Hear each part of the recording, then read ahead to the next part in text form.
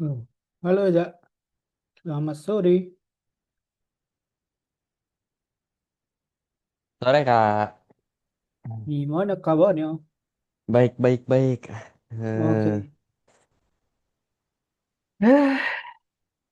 Ada kabar apa nih yang sedang hangat?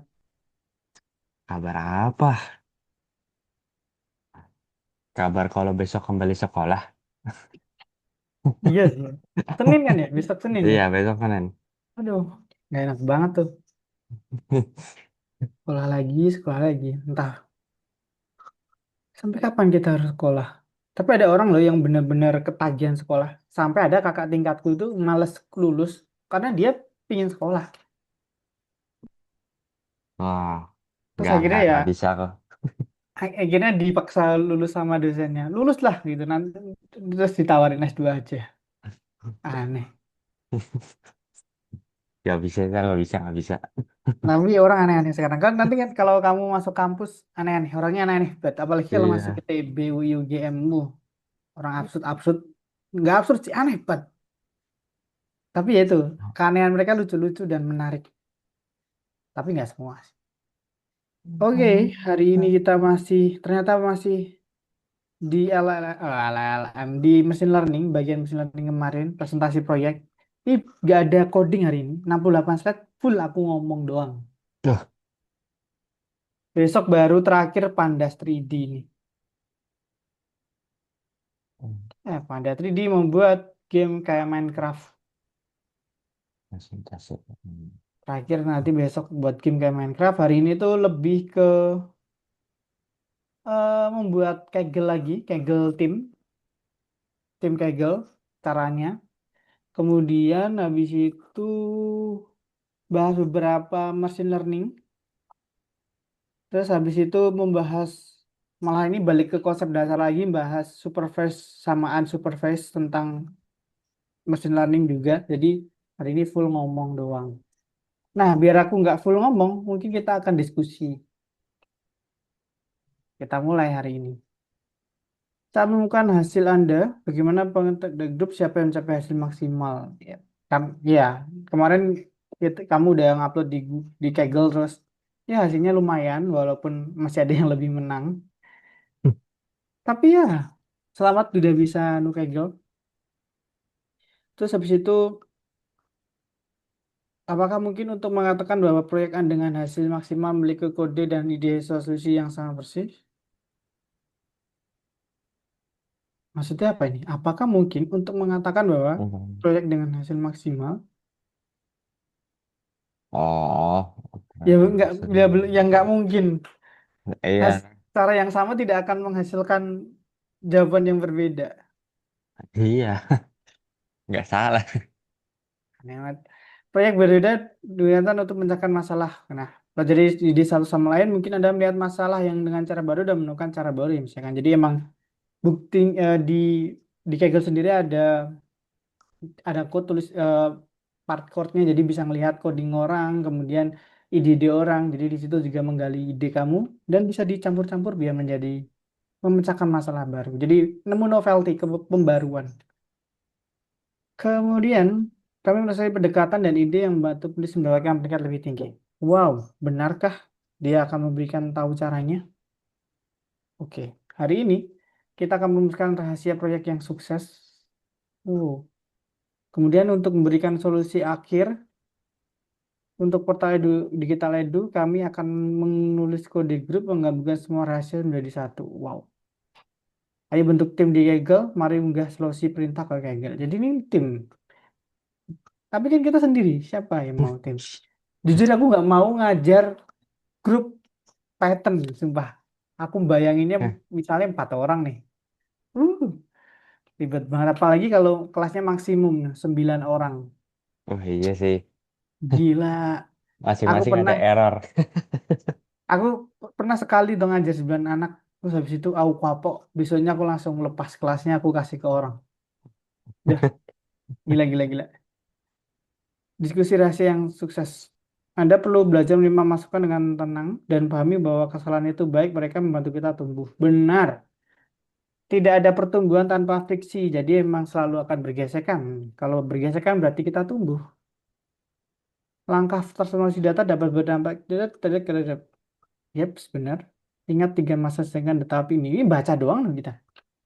Konversi data, mengubah data menjadi numerik, pembersihan data, dan generasi terbaru. Ya emang itu di intinya kalau di machine learning yang ini mengubah data numerik, kemudian membersihin data dan generasi fitur baru. Fitur engineering. Sebenarnya lebih banyak ke kalau nomor satu ini pasti wajib lah ya. Nomor dua ini sih yang paling banyak harus dibenerin. Pembersihan data ini penting banget. Bahkan 80% dulu sebelum ada LLM, 80% pekerja data science itu adalah bersihin data. Dan generasi fitur baru. Baru 20%-nya itu paling membuat model, set fiturnya, set parameternya, itu paling 20%. Dan itu lebih cepat. Yang lebih sulit adalah mempersiapkan data. Kemudian strategi apa yang digunakan untuk mengubah data menjadi angka? Yes, variabel dummy, dan kemudian mengganti numerik sebagai nilai verbal, 1, 2, 3, dan seterusnya. Jadi intinya ya decode, encode decode lah. Di encode jadi angka, udah. Atau enggak pakai dummy 0 atau 1 untuk yang kategori yang kelasnya 2 dong. Tapi yang lebih dari 2 ya di encode aja. Untuk fitur manakah mendapatkan strategi yang mana? Entah, saya juga nggak tahu. Wah, ya tergantung fiturnya ya. Intinya eh, sebenarnya kalau ngerubah encode angka itu kategori itu juga mau sebenarnya kalau lebih dalam lagi harus memperkirakan angkanya itu akan mempengaruhi algoritma machine learningnya atau enggak. Contoh kan tadi ini 1, 2, 3, 4 nih. 1, 2, 3, 4. Jangan-jangan 3 dan 4 itu mempengaruhi model. Ya emang sebenarnya mempengaruhi, tapi gara-gara kita ngasal 1, 2, 3, 4, terus tiba-tiba kita tuh mengubah, mencurangi lah intinya, mencurangi sistemnya model sehingga contohnya misalnya data dengan ada yang misalnya data yang nomor 3 itu pasti bagus lah, contohnya gitu. Paham nggak? Hmm. Nah, jadi ini kadang harus tapi kalau ini sih bagus ya, ini sedikit sedang banyak. Berarti kan ini secara secara bahasa juga sematiknya juga menjelaskan bahwa ini hierarki kan, sedikit, sedang dan banyak. Dan 1, 2, 3 pas. Tapi kalau ada yang kata-katanya nggak sesuai hierarki, contohnya kemarin itu apa ya? Tingkat pendidikan dibuat angka. Nah, itu tuh misalnya SD, SMP, SMA mungkin itu ngaruh ya secara hierarki. Tapi kalau kategorinya nggak secara hierarki, terus kita pakai angka yang naik atau turun, itu juga akan mempengaruhi modelnya. Jadi ya hati-hati aja. Bahkan kalau nggak ngerti modelnya dalamnya apa, tapi coba-coba aja. Misalnya nanti eh, 1, 2, 3, habis itu dibalik 3, 2, 1. Apakah modelnya berpengaruh banyak? Kalau enggak sih nggak apa-apa. Tapi kalau tiba-tiba kok, oh ini hasilnya pengaruh banyak ya, gali lebih dalam, reverse engineer modelnya. Jadi matematiknya di reverse engineer gimana lebih dalam lagi. Nah itu nanti bisa tahu.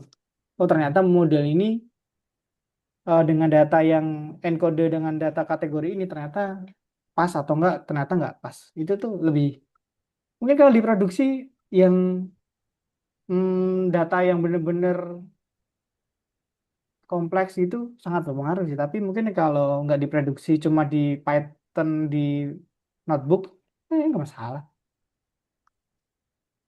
Kemudian itu kalau strategi gimana ya tergantung nanti. Fitur apa yang harus dihapus, mengapa? Ya secara intuisi sih sebenarnya jatuhnya. Mau mana apa yang dihapus atau enggak secara logika juga bisa. Kalau oh ini fiturnya patut dihapus, oh ini fiturnya patut dimasukin. Tapi kalau lebih amannya sih semua fitur benar-benar dimasukin sih, terus di coba-coba mana dihapus, mana yang enggak. Asalkan dia masuk akal aja sih, gitu. Hmm. Alasan yang digunakan untuk menghapus selama tahap analisis data kepribadian menemukan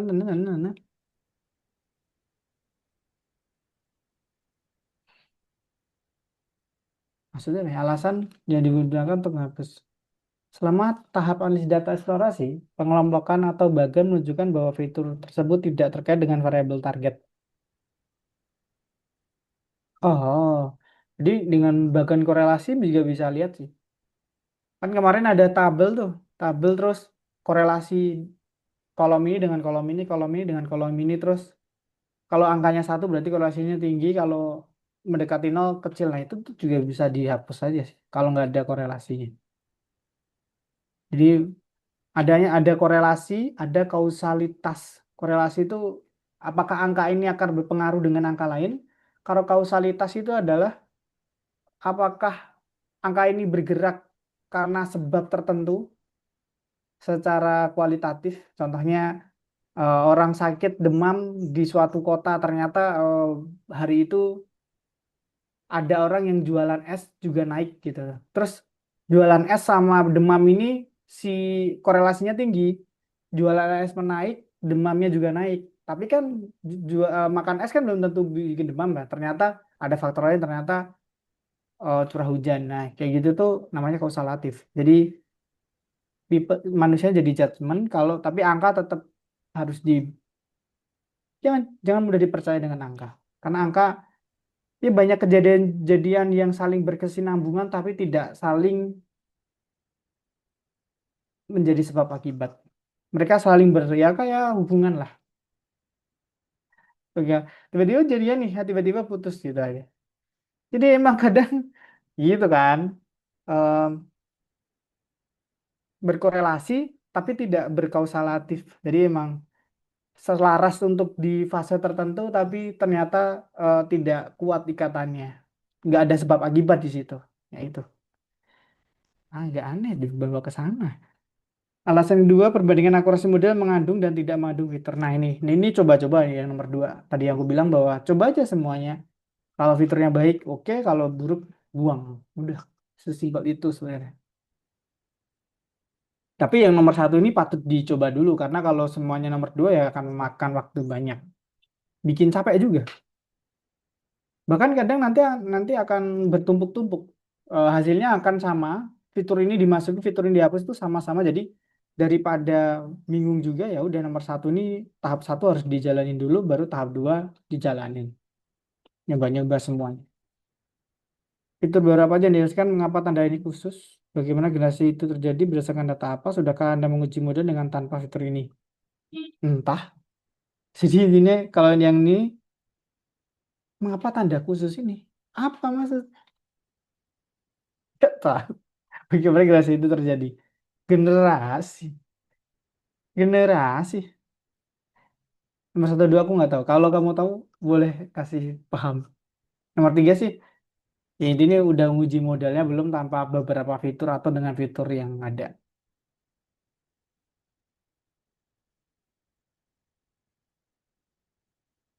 Oke, next. Ini intinya hari ini nyuap-cuap-cuap doang nih. Tidak ada hal yang lain selain mendengarkan aku bercuap-cuap. Mari di rangkuman kita. Oke. Jadi di dalam tim ini disuruh bersatu dalam tim. Tujuan tulis kode umum di mana kita akan mencoba menekan ide terbaik. Ada bisa membandingkan hasil kerja kelompok dengan hasil dari budaya lain. Jadi intinya di Kaggle itu kan sebenarnya kerja kelompok ya kebanyakan yang menang ya.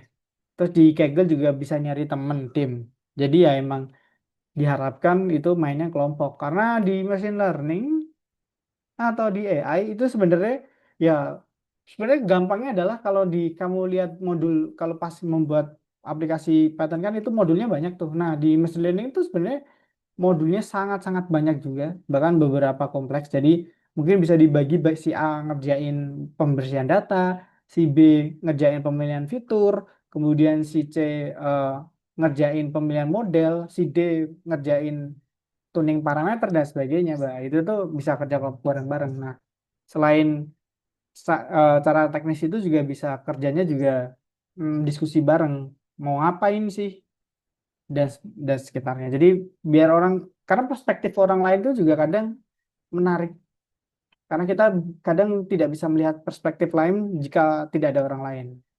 Kadang kita hanya melihat dengan lubang jarum saja kadang yang kita lihat, tapi sebenarnya dunia luas dan butuh orang lain untuk memandang dunia ini juga. Kemudian kerja tim, semua anggota tim mengambil bagian tulisan kode, yes pasti. Kapten dapat mendiskusikan tugas, jadi ada PM-nya, product manajernya, dan kemudian solusi akhir harus dirakit pada satu komputernya. Nah, ini emang harus jadi satu intinya.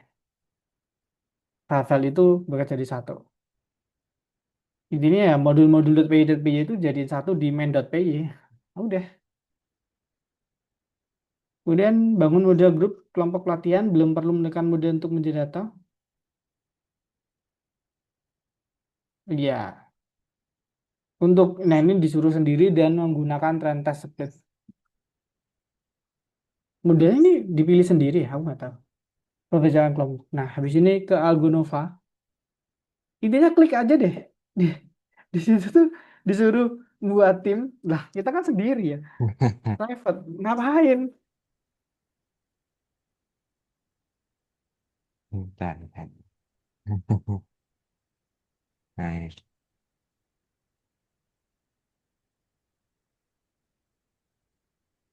hmm. Nah,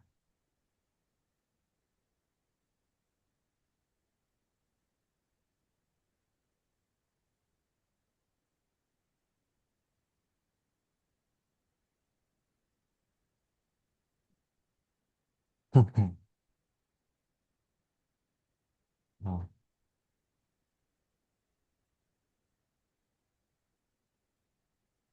Wah, ada ini. Nah, ini. Oh, ada coding. Cek nggak di ada. sini sih ada. Nggak ada apa-apa lagi sih. Ya, kalau kamu coba filenya apa aja sih tadi? Ini.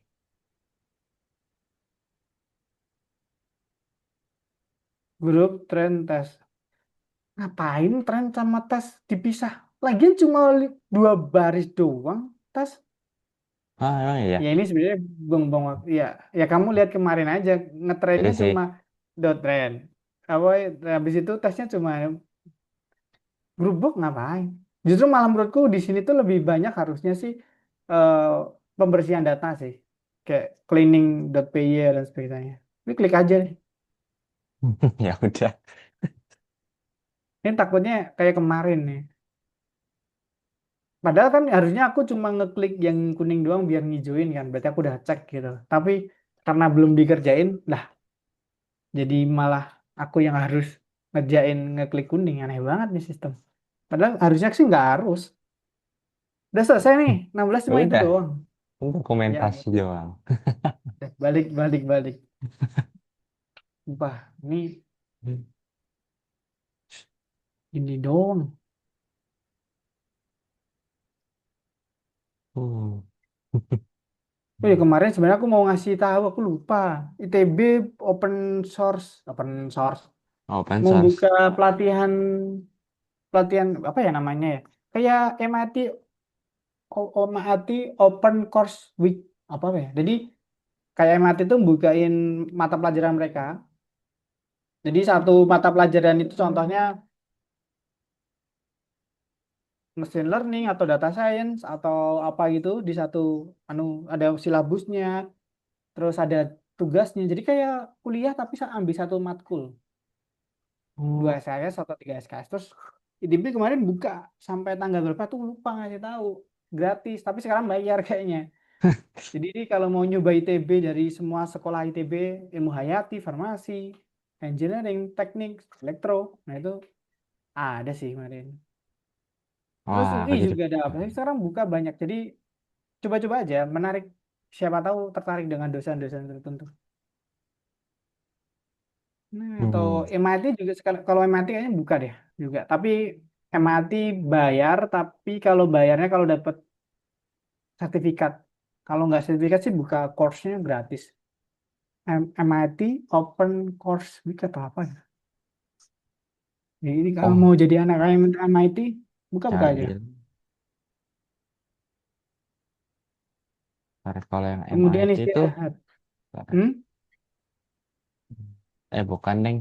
Aku ikutnya Harvard itu. Oh, Harvard. Harvard gratis atau bayar? Yang Harvard Gratis, EDX gratis. Iya, iya, SD. DX itu. Dapat sertifikat. Dapat, dapat. Apa kamu udah dapat apa? Yang computer science itu gila sih. CS50. Just 50, tugasnya banyak banget. Udah dapat. Belum, belum. Tugas Oh, akhirnya masih bikin ongoing. bikin proyek akhir aja. Gratis ya. Oh iya, kemarin gratis. Soal kadang bayar itu kalau di periodenya Iya. habis. Heeh. Menarik, menarik. Lanjut. Bahkan ya menurutku ya, ini banyak anak Indonesia nggak tahu loh kalau tahu Khan Academy ya.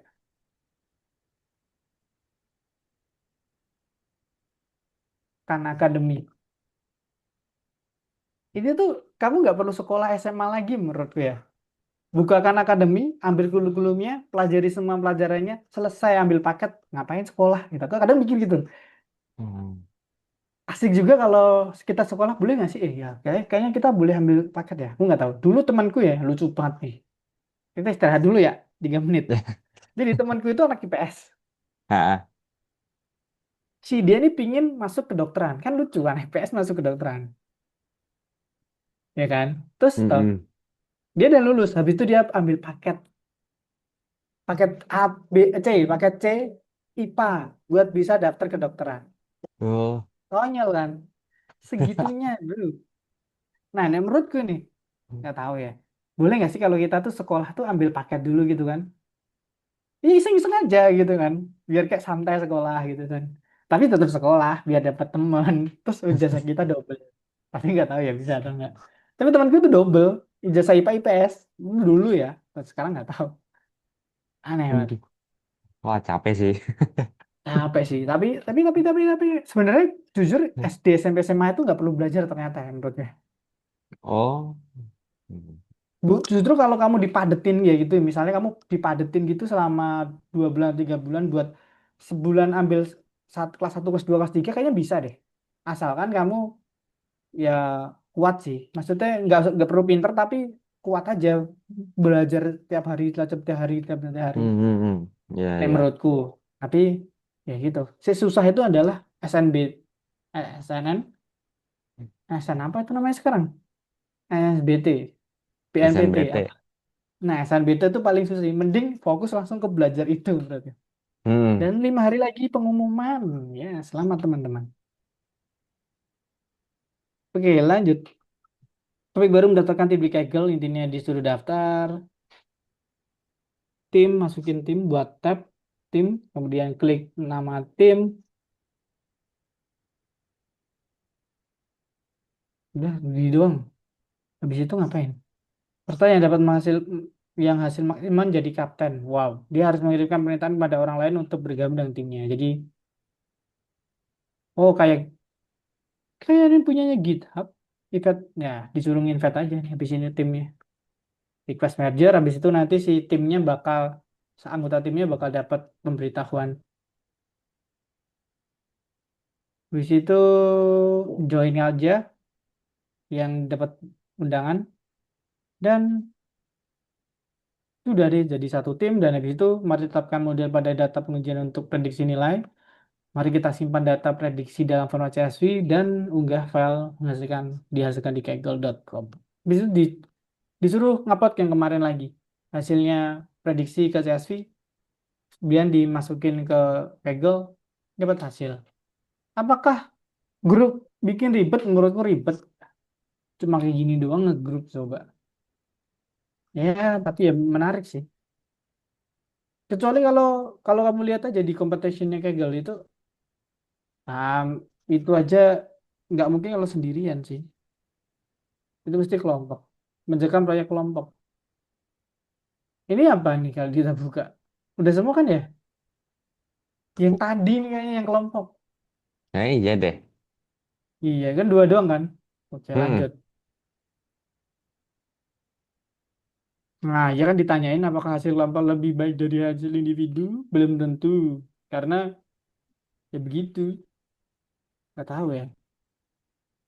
Mungkin kalau tren sama tesnya itu satu orang, kemudian bersihin itu satu orang, kemudian fitur engineer itu satu orang, mungkin lebih baik. Tapi kalau tadi yang berdasarkan level tadi cuma tren sendiri, tes sendiri, aneh banget. Mungkin kalau yang di tren itu udah termasuk membersihin fitur engineer, habis itu ngetrain. Yang sih tes enak banget tuh, cuma nambahin tes doang. Tek, selesai. Dia ngapa-ngapain. Yang tren dapat tren yang bikin ribet. Pemecahan masalah secara kolektif seringkali meningkatkan kinerja, benar mungkin. Kalau kelompoknya kooperatif, membantu Anda melihat berbagai cara untuk memecahkan masalah yang sama. Iya, kalau teman-temannya kognitifnya bagus-bagus, soalnya ada kognitifnya ada yang kurang-kurang gitu, males banget. Harus nge-carry kan males. Mhm. Promosikan pengembang komunikasi dan kemampuan untuk mendengar online. Nah, ini paling penting sih. Ini pasti dimanapun grup berada, poin yang terakhir ini pasti akan terjadi. Gimana komunikasi dan mendengarkan orang lain. Itu tuh skill yang harus diasah. Jadi nggak masalah temennya pintar atau enggak, tapi pasti harus berkomunikasi. Hampir tidak ada satupun programmer yang tersisa di bidang IT. Profesi diberikan pada kerja kelompok. Inilah sebabnya mengapa penting untuk mengembangkan keterampilan kerja tim. Yes. Tapi banyak yang kerja di IT itu no lab kayak individual banget. Lah kan kerja pakai GitHub ya. Yang Ngapain rapat yes. gitu kan. Yang yang penting kan PM-nya ngasih nih, tolong buatin ini. Terus habis itu sehari, habis itu pull request. Habis itu dicek si PM-nya, reject atau enggak, perbaiki lagi. Apa rapatnya?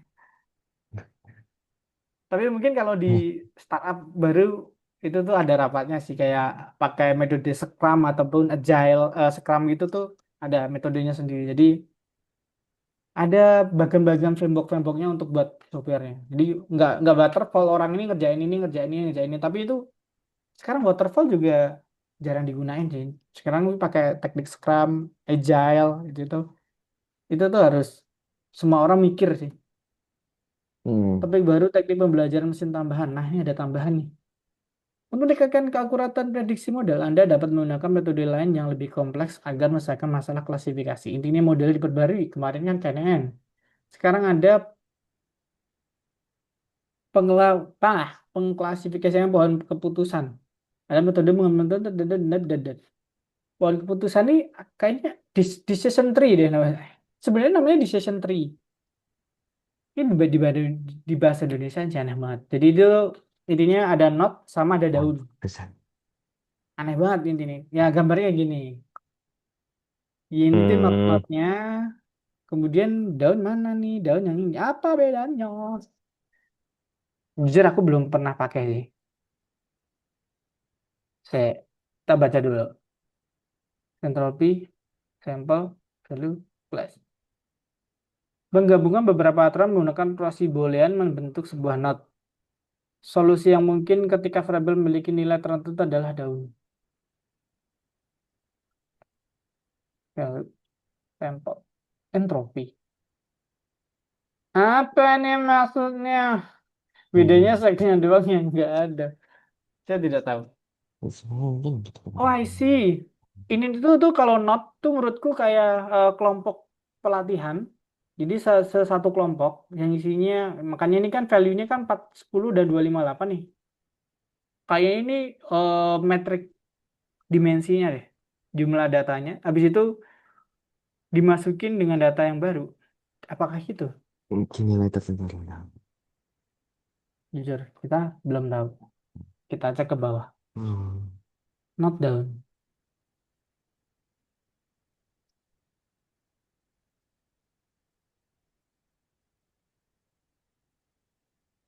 Intinya kalau di sini mah not sama down nggak ada umurnya.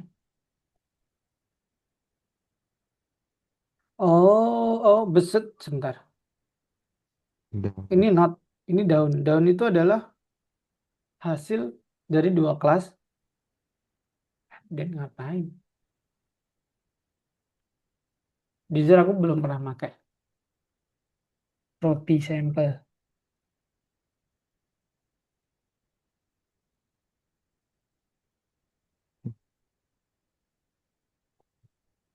Nah ini daun yang gede. semakin banyak pohonnya. Kayaknya sih secara secara garis besar ya mungkin ya. Kayak sebuah tuh data tuh masuk dulu ke sini tuh. Habis itu dia akan masuk ke sini atau ke sini. Bobotnya kayak kayak kayak dibandingin terus loh. Habis itu masuk sini atau sini.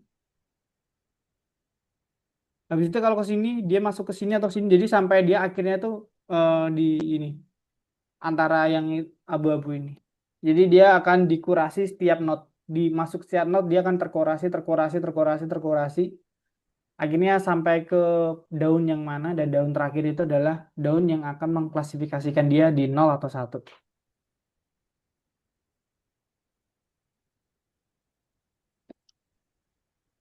Tapi aku belum pernah pakai. Setelah algoritma aku juga belum pernah. Karena nggak tahu, belum pernah aja. Kontruksi pohon putusan adalah kontruksi rangkaian jika dan maka. Ya kan, berarti ini memang jika ini, maka ini atau ini. Oh ini, jika ini, maka ini atau ini. Jadi ini kayak penyaring filter gitu. Dia akan masuk terus, masuk terus, masuk terus sampai eh, rangkaian yang mana. Masuk not kemana sampai daun yang mana terakhir.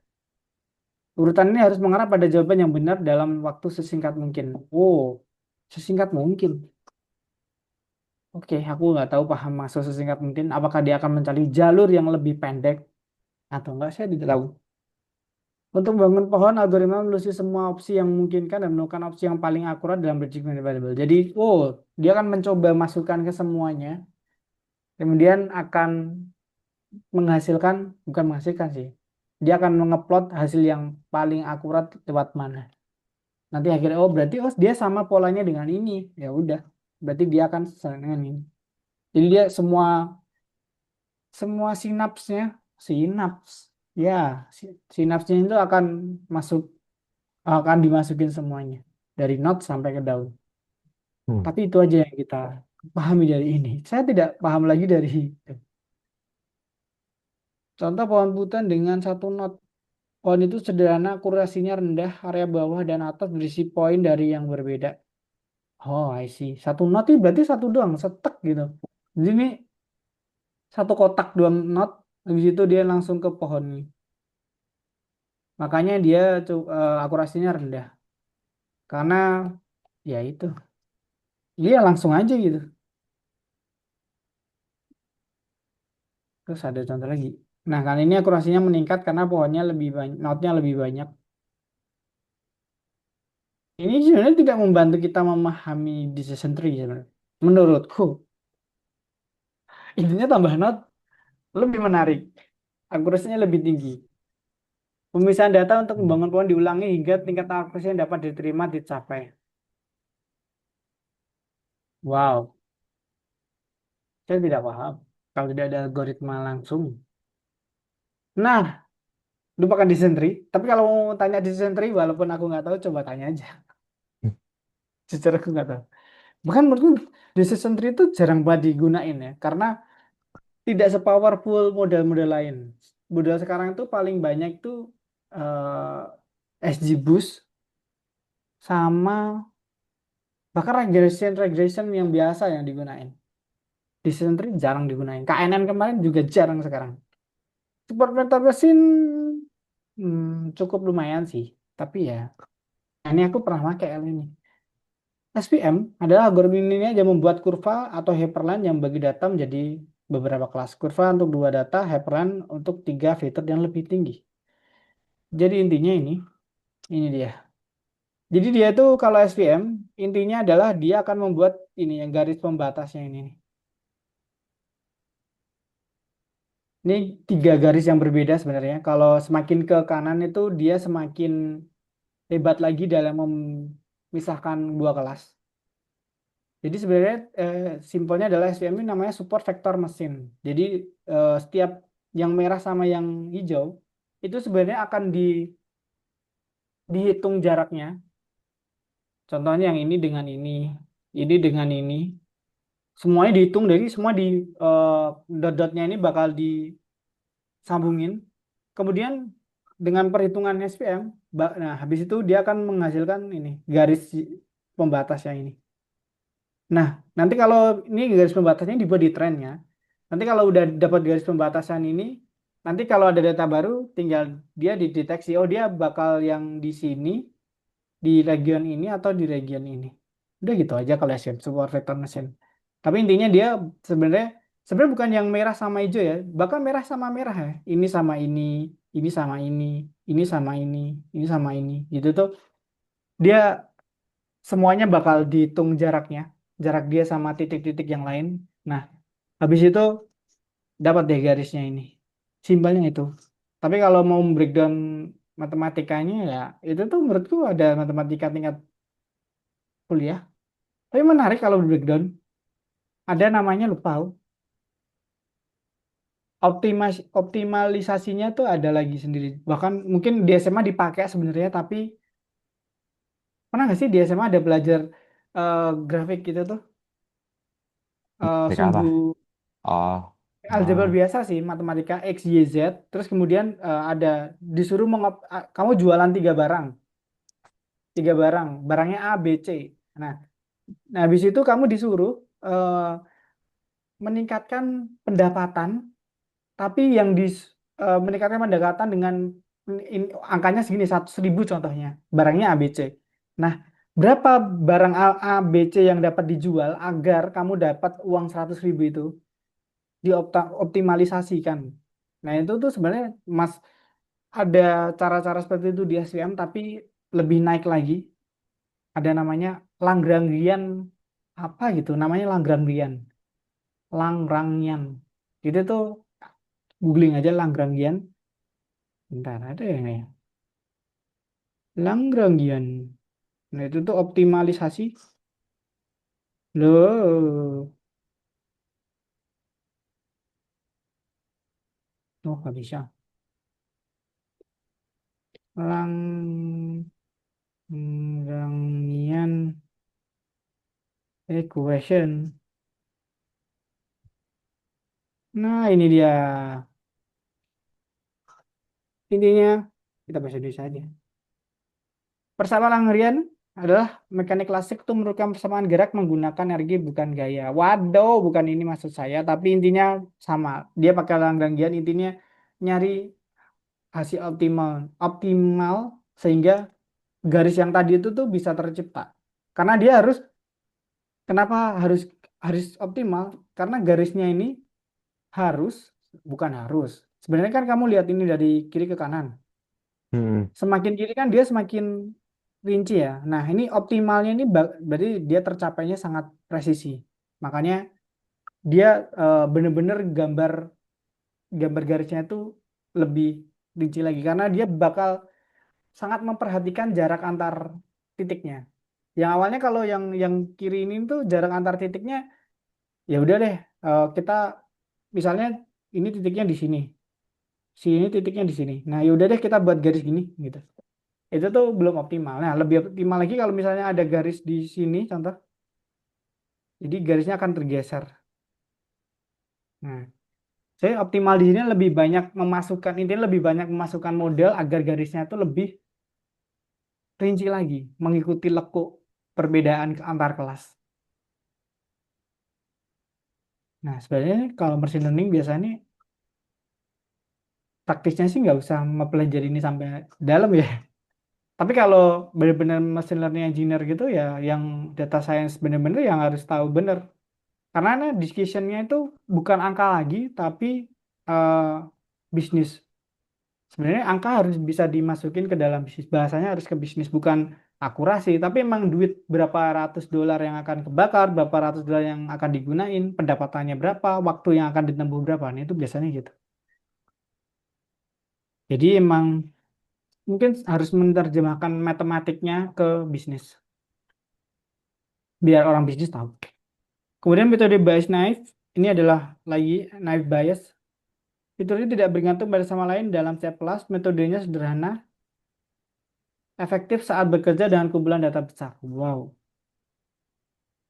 Ini ya, aku suka knife bias ini karena dia nggak dikasih penjelasan lebih dalam, jadi aku cuma baca saja. Contohnya nih, ini dia lebih hebat dan pinter untuk menggunakan data yang besar, tapi metodenya katanya sederhana. Tapi gini nggak dibahas.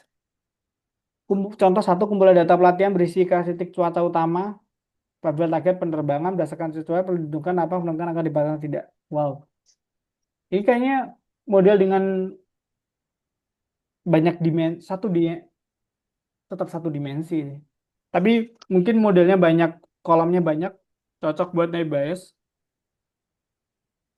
Kemudian nomor dua, apalagi ini contoh. Dengan menggunakan rumus tersebut, probabilitas terjadinya suatu peristiwa, apakah penerbangan itu terjadi atau tidak, ditemukan dan sebuah tabel dibuat.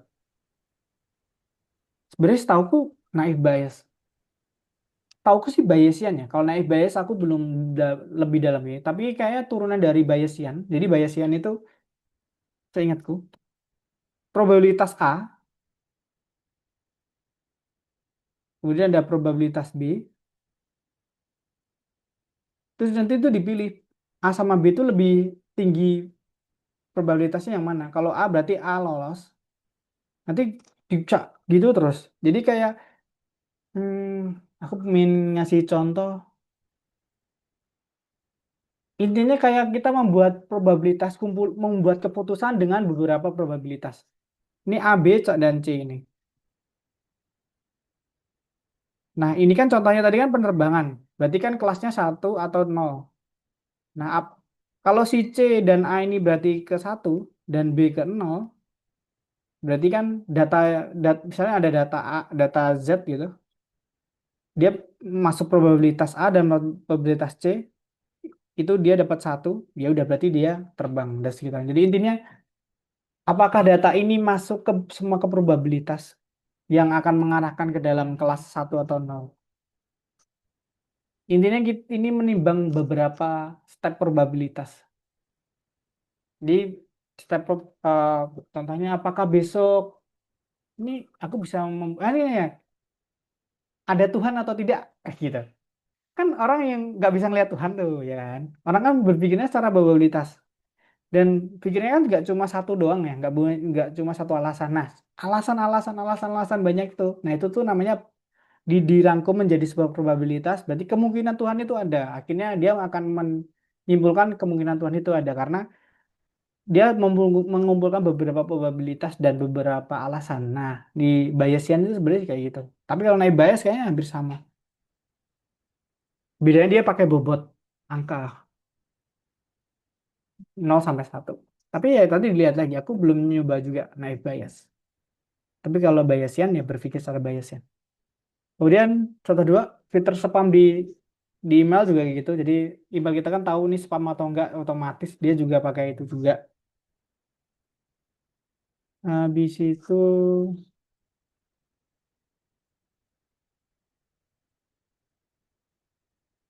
yes. Tadi kita udah bahas beberapa model. SPM doang yang pernah aku pakai, yang biasa di Tree nggak pernah. Kemudian habis itu tuh ada pembahasan dikit lagi. Jadi ada di machine learning itu ada data yang ada target dan tidak ada target. Jadi yang ada target itu contohnya bisa diklasifikasi yang 01 tadi. Kalau tidak ada target itu sebenarnya datanya nggak ada target. Eh, Nah itu tuh ada namanya sendiri. Artinya mesin tidak memiliki data yang dapat belajar untuk mendiskusi hasilnya. Jadi, nggak ada memiliki data, maksudnya apa? Intinya ini memperkenalkan ini sih, supervise sama unsupervised. Kalau yang supervise itu ada targetnya, 0 atau 1. Contohnya ini kucing atau anjing, itu tuh supervise. Tapi kalau unsupervised itu tidak ada pengawasnya, nggak ada itunya, nggak ada targetnya. Ini contohnya kayak segmentasi. Jadi itu dia itu cuma ya inti simpelnya kayak dipikirnya segmentasi, tapi segmentasi ini tuh nggak memberikan sebuah kesimpulan kelas. Tapi contohnya mengelompokkan data tertentu jadi satu kelompok aja gitu. Nah, contohnya aku belum tahu unsupervised. Aku lupa mungkin tempatnya. Untuk apa ya? Kita coba lihat. Mari kita satu jenis tugas terus jadi pembahasan mesin. Nah, yang ya ampun nggak kelihatan. Ini masalah yang dipecahkan dengan guru klasifikasi pasti tahu regresi mendeteksi jumlahnya. Kalau klasifikasi kelas, regresi itu nilainya. Contohnya berat badan anak itu berapa, tinggi anak itu berapa. Lebih ke memprediksi datanya yang kalau regresi, kalau klasifikasi kelasnya. Kemudian jenis masalah yang dibesarkan tanpa guru. Nah, tanpa guru unsupervised tadi dengan guru itu supervised. Aneh banget bahasanya. Nah, tadi yang tanpa guru unsupervised itu mengelompokkan. Jadi dia cuma mengelompokkan secara mirip-mirip doang ke dalam objek dalam kelompok tertentu dan tidak diketahui sebelumnya. Jadi kita benar-benar nggak tahu. Sebenarnya kayak LLM itu tuh menurutku malah kayak jatuhnya awalnya malah mereka tuh mikirnya unsupervised, unstructured. Tapi tiba-tiba dengan algoritma transformer itu dan algoritma attentionnya si Google itu tuh bisa mendapatkan pola tertentu sehingga sebenarnya kan elemen itu kan pola ya angka doang. Akhirnya dia dapat pola dengan data yang dimasukin, polanya itu punya pola, akhirnya dia bisa menghasilkan pola yang sama. Jadi semuanya di dunia ini kan berpola. Nah, dia menemukan pola itu.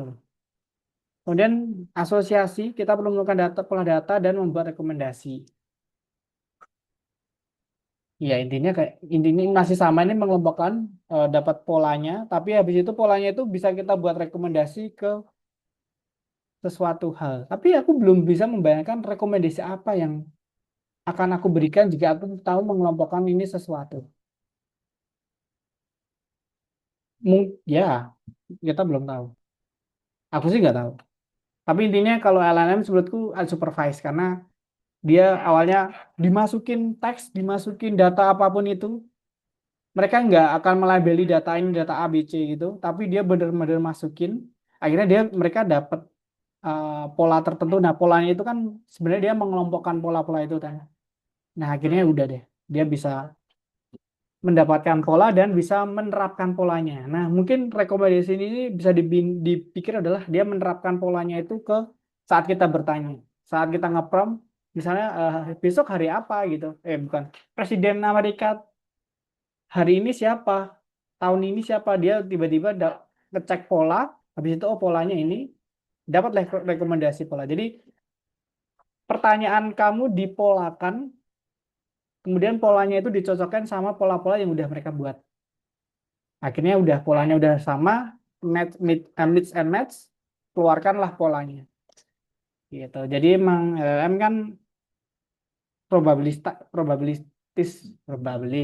probabilitas juga ya. Jadi memang dia kan akan menghasilkan jawaban-jawaban yang sudah ada sebelumnya. Kalau semakin tinggi probabilitas jawabannya akan dia keluarin, berarti dia akan ngeluarin itu. Kalau nggak semakin tinggi, dia akan tidak akan mengeluarkan itu.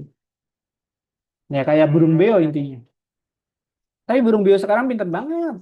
Gila. Sumpah. Gitu.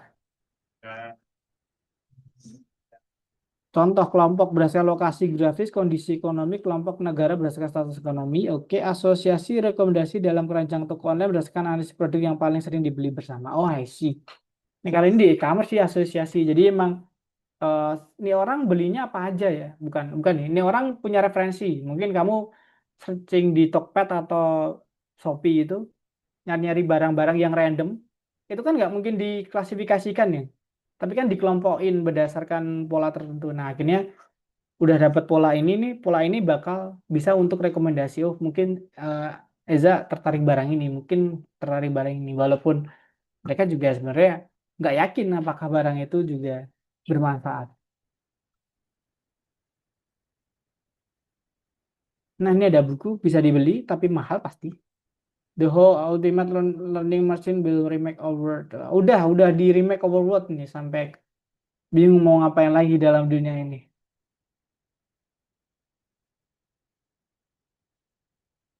Oke. Intinya di terakhir ini apa yang paling Anda suka dari modul ini? Ada nggak yang di modul ini disukai? eh apa yang Nggak ada. matematikanya pusing sih jujur. Coba jujur, matematika di machine learning pusing banget. Kemudian ide Mana baru apa yang Anda kebanyakan temukan? isinya itu lagi. Wah, udah. Mending algoritma doang masukin code daripada matematik. Tapi ya gitu. ide baru apa yang ditemukan? Mungkin kamu bisa nyoba-nyoba machine learning sendiri dengan data-data yang kamu punya. Kemudian bagaimana Anda dapat menggunakan apa yang Anda pelajari dalam modul ini di masa depan. Nah, berarti kan diimplementasikan di dunia nyata. Mungkin bisa jadi proyek terakhir nanti, atau enggak proyek di sekolahan, atau proyek apapun itu. Apakah pengetahuan di bidang machine learning akan membantu perkembangan startup Anda? Mungkin. Ya, bisa jadi. Apakah Anda ingin mengembangkan lebih lanjut dalam data science? Ya, tidak tahu. Sekarang LLM Saya tahu. kemana-mana. Nah, Hmm, besok Panda 3D. Jadi kamu Anda 3D. mungkin untuk lebih cepatnya kamu guling aja game 3D, Pandas 3D, Panda 3D. Nanti kamu harus download itu banyak banget, ratusan megabyte. Biar kita tidak memakan waktu menunggu itu, kamu bisa ngepip dulu, pip install. Atau besok juga nggak apa-apa. Saat tadi sebelum mulai kita nginstal pipnya dulu, Panda Panda 3D di engine-nya. Habis itu ya udah. Bisa sih nerangin konsep dasarnya sih. Coba nyoba dikit. Gitu. Cocok dong hari ini. Nggak ada yang baru. Oke. Oh, Hari ini emang nggak ada yang baru. Mungkin kita lebih bisa itu. berdiskusi tentang apapun itu. Plastik. Wow. Wow. Apa ya? Hari ini tuh menurutku nggak ada yang Engine baru, ya. berapa? Nggak ada yang menarik. Cuma pembelajaran Pengulangan aja, model aduh. ngulang doang. Jelasin 3 model yang tidak dijelasin di PPT secara dalam. Kemudian yang pembagian tim ya itu tuh ya informasi aja ya buatlah tim agar kamu lebih mudah mengerjakannya dan lebih baik bisa hasilnya. Tapi kan balik lagi, ya ini machine learning cupu menurutku jangan jadi nggak usah pakai tim. Nah kalau gede banget interface yang gede mungkin boleh. Tapi ya itu tadi menurutku datanya jangan cuma tren sama tes tapi yang benar-benar dibagi data cleaning habis itu fitur engineer-nya itu sendiri-sendiri itu menurutku lebih fokus ke situ ya. Kalau data latih itu gampang sih. Enggak gampang juga sih. Nentuin parameter juga nggak gampang. Harus baca paper dan nyoba-nyoba terus. Tapi kalau yang ngetes boleh itu gampang. Kalau udah data trainingnya udah selesai mah ngapain? Tes mah cuma tes. Jadi itu aja sih. Gimana? Ada yang ditanyain?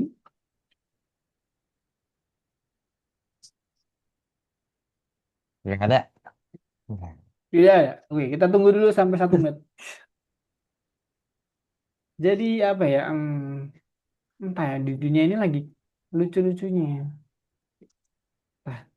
Udah nyoba beli itu Lucu. LLM Apa? AI gitu. LLM? Udah nyoba Belum. agen AI belum? Belum. Belum.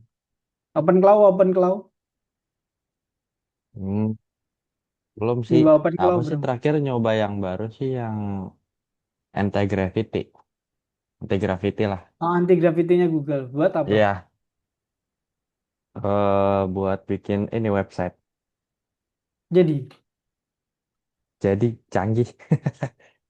Ya, canggih aku yang. share Terus screen dikit deh, share screen ya dikit deh. deh. Terus jadi apa tuh? Udah di hosting belum? Belum. Tunggu ini aja sih. Tunggu di ACC dulu. Gratis ya itu masih Eh, gratis ya. masih. Dan kadang dia lama banget. Ngeprom dikit loh. Nge-thinkingnya lama, thinkingnya lama banget. Berarti dia Males benar-benar bikin. banget. Iya. Ini semua ngeprom atau ada yang ngoding dikit? Ya, kalau ini sih kebanyakan ngoding sih. Yang ininya biasanya kebanyakan yang pas error-errornya. Ini udah bisa belum? Oh, udah bisa. Apa? Cloud Sonnet Iya, ini paling cepat 4,6. sih yang sekarang. Kalau kalau pakai Tapi ini lama banget. Yang yang mana? Yang Gemini 3,1. iya, Pak. Cloud itu, Padahal yang ini Cloud Sonnet high itu loh. jujur Cuman lebih kenapa lama ini loh lama harusnya. banget ya? Dan cloud itu makan tokennya lebih banyak.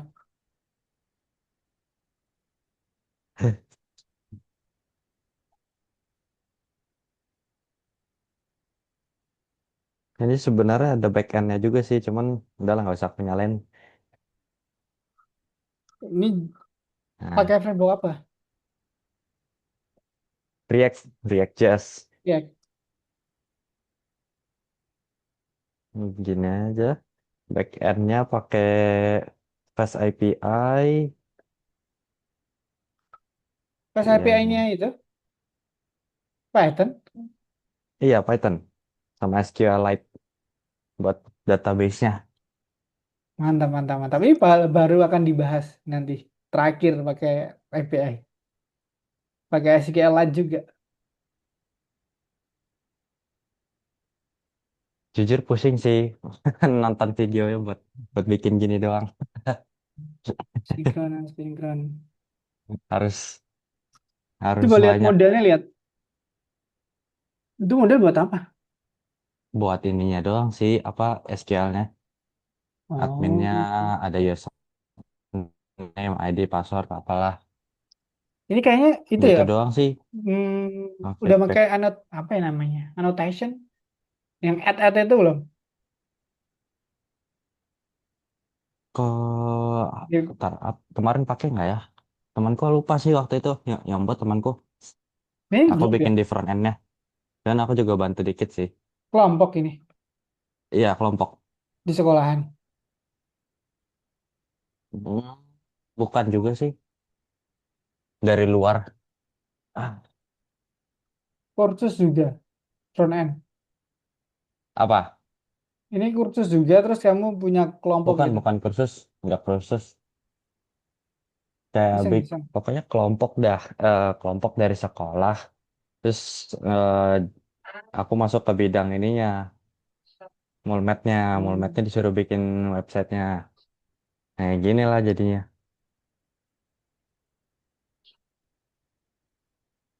Tapi front end-nya LLM banget sih. Iya, iya, lumayan lah. Tapi Ya keren gitu sih. aja. Udah keren, keren, keren, keren. Bagus lagi pakai Tailwind atau enggak Iya, iya, pakai Tailwind Tailwind. kita. Satu lagi apa ya? Lupa. Tapi Tailwind juga sekarang katanya mau diituin deh. Ditinggalin karena ya ribet banget. Emang iya, bukannya justru enak ya? Iya, buat buat awal-awal kayaknya ini. Tapi kata ayat, aku sih dengar ya, belum pernah lebih dalam lagi. Pakai Pure lah, mantap tuh. Belum dengar kalau itu. Pakai JavaScript Pure. Oke, jadi benar-benar CSS-nya bahasa Visual, pakai Parallax Wah, dan sebagainya. Tapi keren, keren, keren. Udah kayak gitu. Apa ya? Entah ya. hmm, Sonat mahal lagi $20 per bulan. iya, itu kan Buat harus berapa? nunggu gratis sebulan. 200 Nunggu ribu kalau token misalnya doang. udah. Terus ada tuh orang Indonesia namanya Bang siapa gitu. Beli yang 200 itu tuh enak sih $200. Jadi full bisa buat apa-apa dia. Yang max gila. Oke, sebelum aku tutup ada tanyain dulu. Enggak, udah nggak ada. Oke, kalau Enggak, tidak enggak, ada enggak. besok Pandas 3D lebih simpel menurutku. Tapi ya gitu. Gue laptopnya kuat. Tapi harusnya kuat sih, asalkan gambarnya nggak banyak. Gitu sih. Terima kasih telah hadir hari ini. Mohon maaf kalau ada salah kata dan bagiannya. Bye bye. Selamat sore. Sore Kak, thank you. Oke.